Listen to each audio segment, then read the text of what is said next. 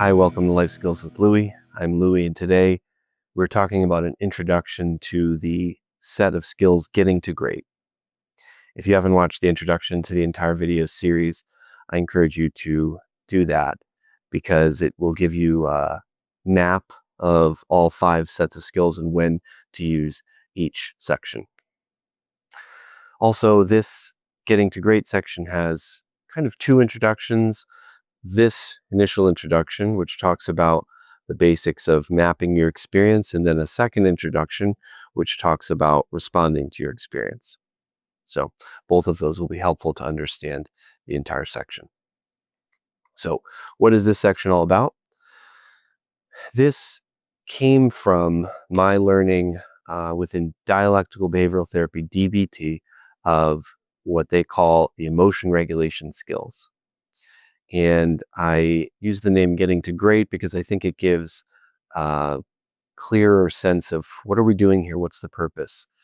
The purpose is to get to a place of feeling great and having a sense of confidence and solidity, even in the midst of difficult circumstances and emotions. And this comes from self-care and loving oneself, which I think is the essence of this section.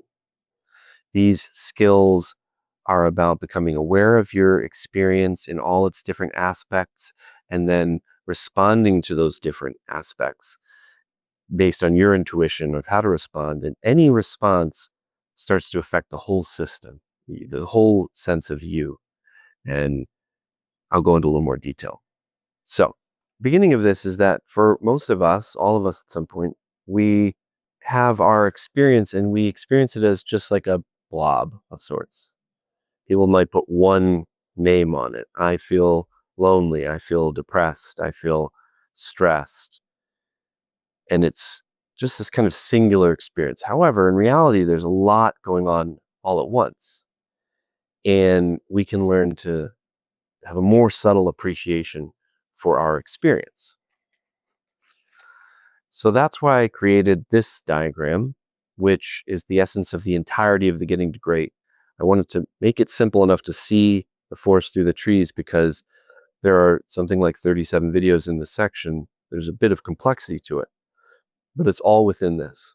What we're doing is we're taking that ball of experience, taking this, and we are teasing it apart into this larger understanding, kind of magnifying things a bit.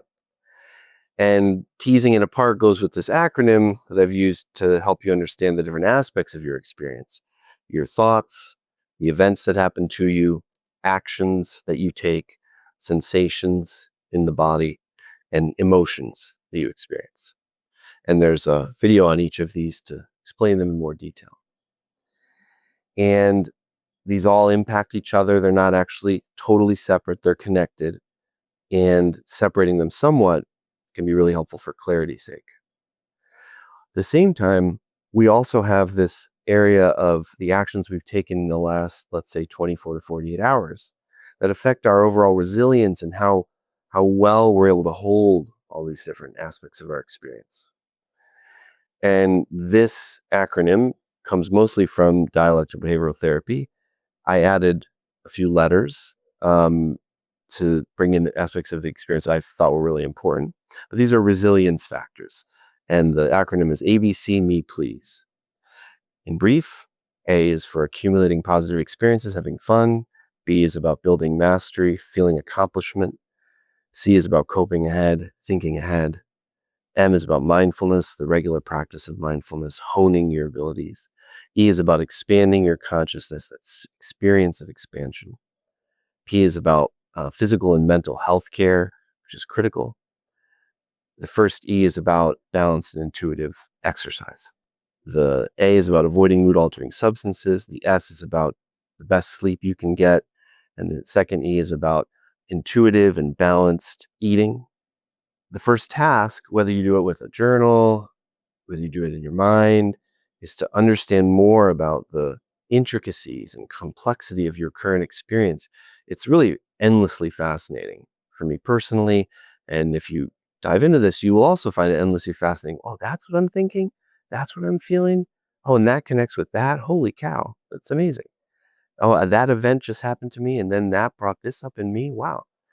So you develop more awareness by teasing it apart, more awareness of your experience, and then you respond, which is the second section talking about how do you respond to each of these sections. So awareness and response, awareness and response.